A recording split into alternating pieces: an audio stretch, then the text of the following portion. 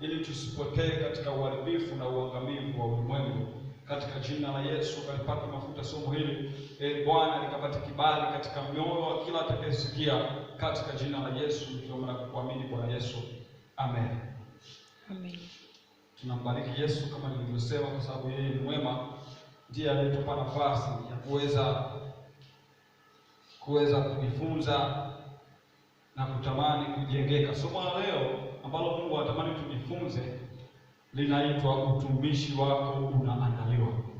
Mungu anaandaa utumishi wako. Mungu anakuandaa jinsi ulivyo, usije ukajidharau. Mungu anakuandaa, si bure. Lipo jambo ambalo Mungu analipanga hata kama ulijui kwa sasa, lakini lipo jambo ambalo Mungu analipanga, anapanga jambo la ajabu. Katika kitabu cha Yeremia 29 Biblia inasema kwamba tazama, ninajua mawazo ninayowazia. Mungu yapo mawazo anawaza, upo mpango anaupanga kwa ajili ya maisha yako. Kwa hiyo usijidharau wakati mwingine mambo unayopitia au hali unayokutana nayo ukaona kabisa kuna namna kwamba Mungu hakuwazii mema. Hapana, nikukumbushe jioni leo kwamba Mungu anakuwazia mema. Upo katika system na ule mpango wa Mungu ambao Mungu anauwaza juu ya maisha yako. Ni mpango ulio mwema. Ndio maana tunajifunza somo la utumishi wako unaandaliwa. Utumishi wangu unaandaliwa. Mungu anaandaa utumishi wetu, na lengo la Mungu kutuokoa na kutuweka tukiwa hai tumtukuze. Lengo ni sisi kwamba tumtumikie Bwana, maana Mungu kuandaa watu wake ni kwamba wamtumikie. Katika kitabu cha Zaburi ya 127 mstari wa kwanza ndio litakuwa neno letu la msingi ambalo tutakwenda kuanza nao. Biblia inasema hivi katika hicho kitabu cha Zaburi kwamba Bwana asipoujenga mji, wajengao wafanya kazi bure. Inamaanisha kwamba kuna namna ambayo mtu hawezi kujijenga mwenyewe, mtu hawezi kujifanya kuwa mtumishi mwenyewe pasipo kujengwa na Bwana. Ukisoma andiko fulani linamzungumzia Yesu, Yesu anasema hakuna mwenye uwezo wa kuja kwangu asipovutwa na mimi. Inamaanisha kwamba Yesu ndio mwenye kutujenga, Yesu ndio mwenye kutufanya kuwa watumishi wake. Ndio maana hapa tumesoma katika hiyo Zaburi, anasema Bwana asipoujenga mji, wajengao wafanya kazi bure. Hauwezi ukajifanya kuwa mtumishi wa Mungu, siwezi kujifanya kuwa mtumishi wa Mungu. Ni mpaka yeye aniite kuwa mtumishi wa Bwana, mpaka yeye akuite kuwa mtumishi wa Bwana. Na nizungumze kitu kwamba Mungu anatuandaa. Mungu anakuandaa. Mungu anaandaa utumishi wako. Mungu anaandaa utumishi wangu. Anatamani anikabidhi kitu kilichokuwa chenye thamani. Mpaka Mungu akuandalie kitu, maana hicho kitu sio cha kawaida. Ndio maana kitu kikubwa kuliko vyote Mungu alivyoviandaa kwenye maisha ya watu wake, aliandaa ukombozi. Ndio maana ukombozi wa mwanadamu si kitu cha kawaida. Ukombozi wa mwanadamu si kitu cha kawaida, ni kitu ambacho Mungu alikiandaa, ni special kuliko chochote unachokijua. Vivyo hivyo hata utumishi wako Mungu anauandaa. Yeye yupo kujenga, yupo kufanya. Ndio maana yapo mambo ambayo anaanza kutufundisha taratibu kwamba mwanangu, njia hii usitembee nayo, mwanangu mwenendo huu achana nayo, mwanangu tabia hii achana nayo. Yupo kutujenga, yupo kutuandaa, yupo kukuandaa. Kitu cha msingi ni wewe anza kufurahia kwamba ninafurahia maandalio anayoniandaa Bwana. Nafurahia jinsi ambavyo Bwana anaponijenga. Kuna watu wengine Mungu kuandaa au Mungu kuwajenga wanaona kama ni aibu. Mungu kuwaokoa wanaona kama ni aibu. Wakati Mungu anatamani tuone kwamba ni fursa ya ajabu sana. Tuone kwamba ni kitu cha thamani kuliko vyovyote tunavyovifikiri, kuliko vyovyote tunavyoviwaza. Maana ni neema kuandaliwa na Bwana. Maana ni neema kushiriki vitu vya msingi vya Mungu. Maana ni neema kuitwa mwana wakati hukuwa mwana. Maana ni neema kuitwa mlisi wakati haukuwa mlisi. Inamaanisha ni kitu cha thamani kwa watu kugundua. Ni lazima tugundue kwamba ni neema ya ajabu Mungu kuniandaa. Ni neema ya ajabu Mungu kunifanya kuwa mwana wake. Bwana Yesu asifiwe. Kwa hiyo katika jioni leo Mungu anatamani nikukumbushe kwamba usijione jinsi ulivyo. Mungu anakuandaa. Bwana asipoujenga mji, wanaojenga wanafanya kazi bure. Hauwezi ukajijenga wewe mwenyewe. Hauwezi ukafikia kimo cha Kristo pasipo Kristo mwenyewe. Inamaanisha kwamba yupo Mungu anahusika kwenye mambo yako. Yupo Mungu anahusika kwa kila kitu. Katika kukuandaa Mungu anahusika. Kwa jambo lolote Mungu anahusika. Kitu cha msingi, mwamini Mungu kwamba wewe ni Mungu ambaye unaniandaa. Wewe ni Mungu ambaye unanipeleka sehemu fulani. Kwa sababu wakati mwingine watu wanaoandaliwa na Mungu, wakati mwingine wanapitaka katika shida fulani. Wanapitaka katika hali ya kudharauliwa kwa sababu katika nje wanaonekanaga tofauti. Lakini kumbe kwa wakati huo Mungu anakuwa anatengeneza mpango. Mungu anakuwa anatengeneza jambo. Mungu anakuwa anatengeneza tukio.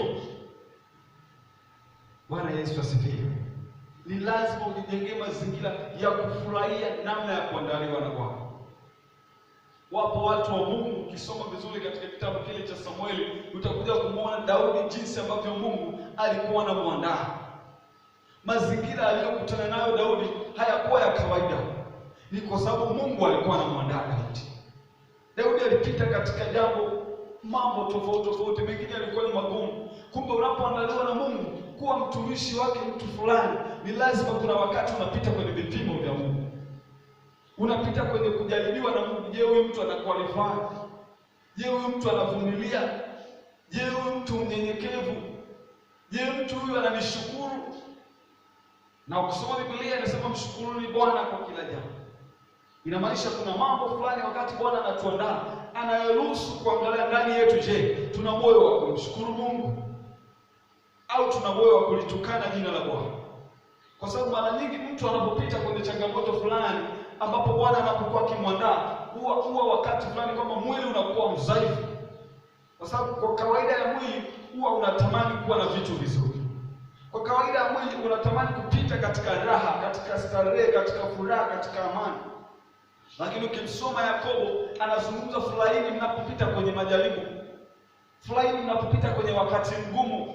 Maana hayo ndio mapenzi ya Mungu. Inamaanisha kwa watu wanaoandaliwa wanafundishwa hali ya kuwa na subira. Wanafundishwa hali ya kuwa wavumilivu katika Kristo Yesu. Bwana Yesu asifiwe. Kuna furaha sana kuandaliwa na Bwana. Kuna furaha sana kuandaliwa na Bwana. Kuna amani katika kuandaliwa na Bwana. Kuna matarajio mapya katika kuandaliwa na Bwana. Kwa sababu tunapoandaliwa na Bwana, tunakuwa tunautazamia ufalme wa Mungu. Tunajua zaidi ya yote kwamba Mungu atatupa ufalme wake. Ukisoma katika kitabu cha Kumbukumbu la Torati sura ya 7 mstari ule wa kwanza, utakuja kuona hapa. Biblia inazungumza, inasema Bwana Mungu wako atakapokutia katika nchi uendayo kuimiliki, atakapoyang'oa mataifa mengi watoke mbele yako, Mwiti, Mgigashi na Mwamori na Mkanani na Mperizi na Mhiti, Yebusi, mataifa 7 makubwa yenye nguvu kukupita wewe. Wakati Bwana Mungu wako atakapowatoa mbele yako, nawe utawapiga, wakati huo ndipo uwaondoe kabisa. Usifanye agano nao, wala usiwahurumie, wala usioane nao. Kuna vitu vya msingi mimi na wewe tunabidi tujue. Wakati ambapo Mungu anatuandaa, wakati ambapo Mungu anakuandaa, yapo mambo Mungu anayaondoa kwenye maisha yako. Vipo vifungo ambavyo Mungu anaviondoa. Zipo laana ambazo Mungu anaziondoa, ambazo wakati fulani zilikufunga. Yapo maisha ambayo wakati fulani yalikuwa yanakufunga uishi katika hali, lakini Mungu anapokuandaa, anashughulika, anaanza kuondoa vitu vingi. Anaanza kuondoa makazi ya uovu, anaanza kuondoa roho ya kupenda dhambi, anaanza kuondoa roho ya kupenda anasa. Kila chochote kisichomfanania Kristo, Mungu anaanza kukiondoa. Hakuna mtu mwenye uwezo wa kuweza kujibadilisha yeye mwenyewe. Hakuna mtu mwenye uwezo wa kujitengeneza mwenyewe. Ndio maana Mungu anaanza kusema na wana wa Israeli kabla hata hawajafika kwenye ile nchi. Anawaambia hivi katika hicho kitabu. Anasema Bwana Mungu wako atakapokutia katika nchi uendayo kuimiliki, atakapoyang'oa mataifa mengi.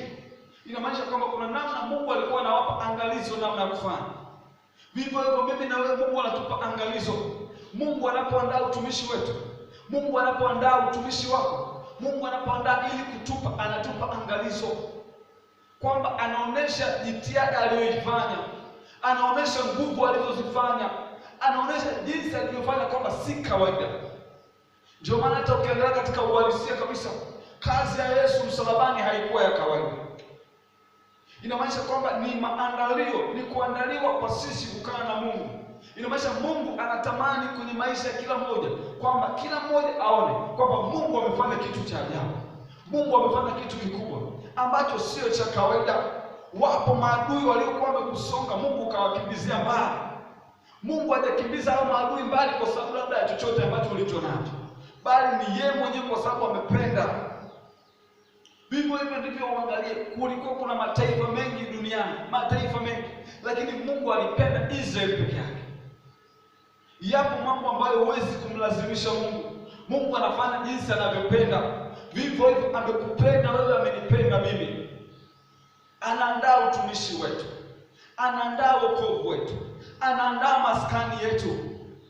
Ni lazima ujue, ni lazima nijue, ni thamani kubwa sana ambayo Mungu ameifanya. Ni kazi kubwa sana ambayo Mungu ameifanya. Ndio maana ukisoma hapa unakuja kuona Mungu anasema nao, anawapa tahadhari kwamba jitihada gani Mungu alizozifanya kuwaondoa mataifa 7, sio taifa moja.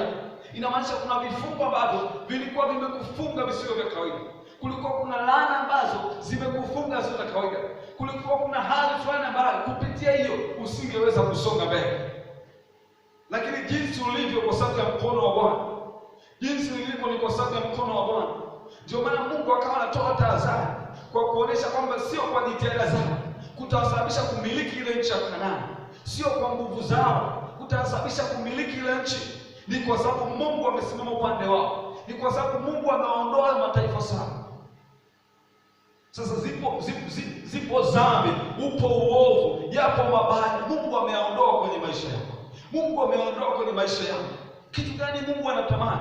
Anatamani kusoma Biblia anasema wala usiweke shirika nao, wala watoto wako wasiwaoe watoto wako.